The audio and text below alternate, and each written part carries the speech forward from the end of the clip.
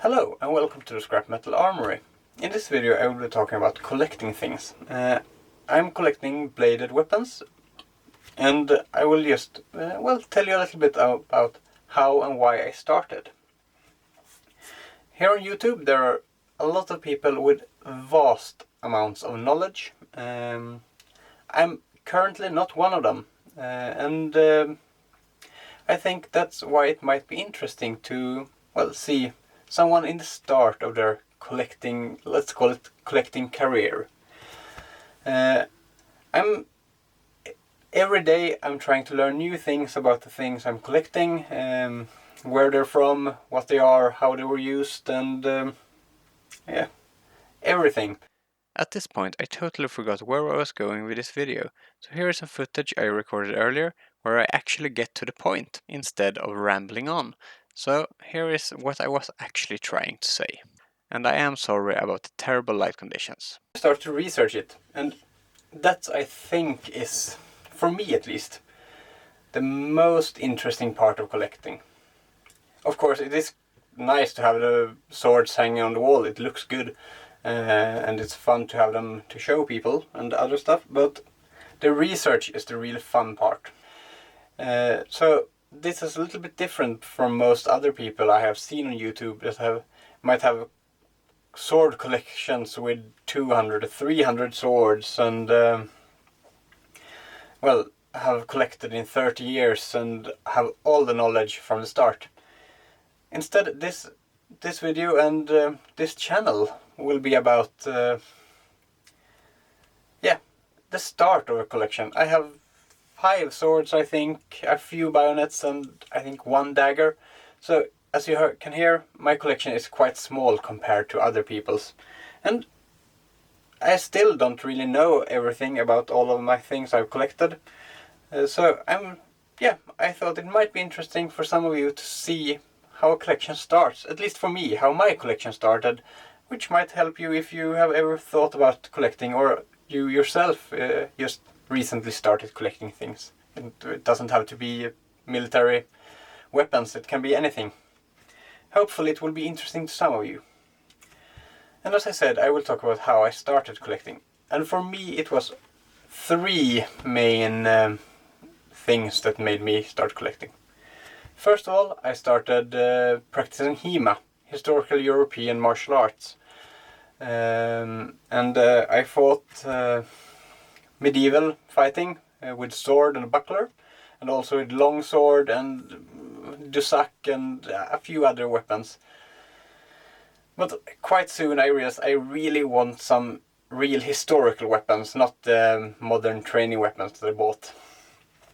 That together with, as I said, a lot of YouTubers already speak about this, and they gave me this starting knowledge that you need to start to collect. That helped a lot.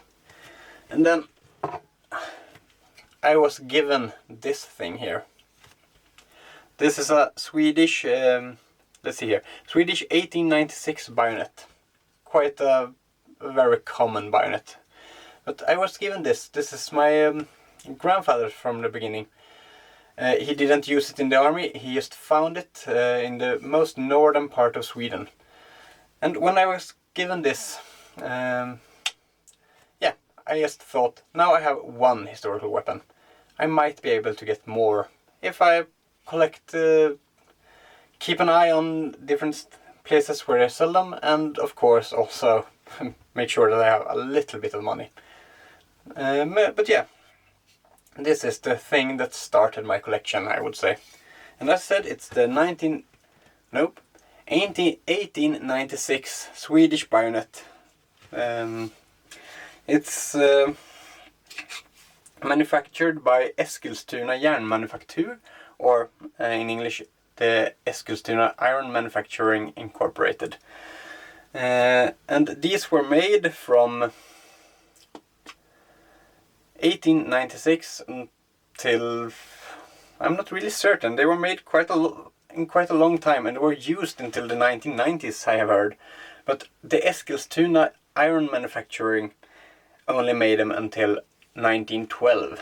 So this here is made before 1912, because as you might be able to see, I'm not certain.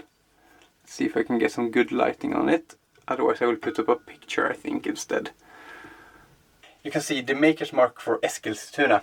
So this one was made before they were given over the manufacturing rights and machinery to the Carl Gustaf weapons manufacturer, which they did in 1912. So this one is before 1912. Some sources say that the absolutely earliest versions of this bayonet were dual-edged. This one is single-edged here, still quite sharp. And this piece here also looked a bit different. It was flatter on the earlier example. This would have been mounted on a, let's see I have a cheat sheet here. Let's just see. On the model 1869 Mauser rifle that the Swedish used.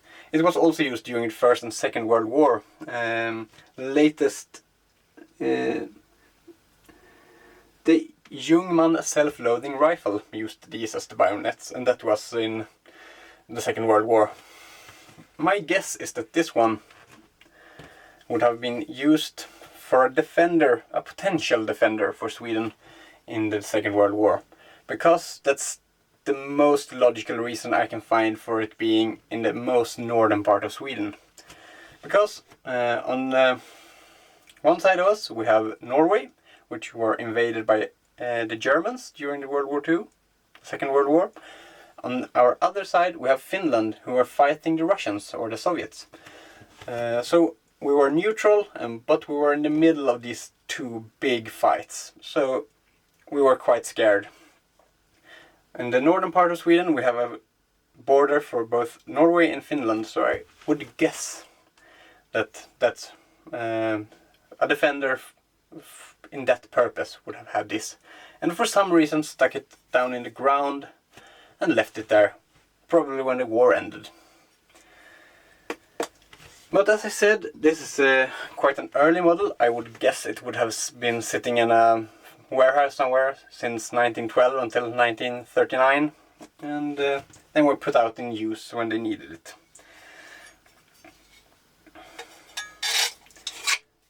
So these are very, very, very common. They were made in big numbers. I think the Eskilstuna ones are a bit more unusual than the Carl Gustaf ones, but still, these are almost worth nothing. Monetary value at least is very low, and you can find them pretty much anywhere that sells weapons.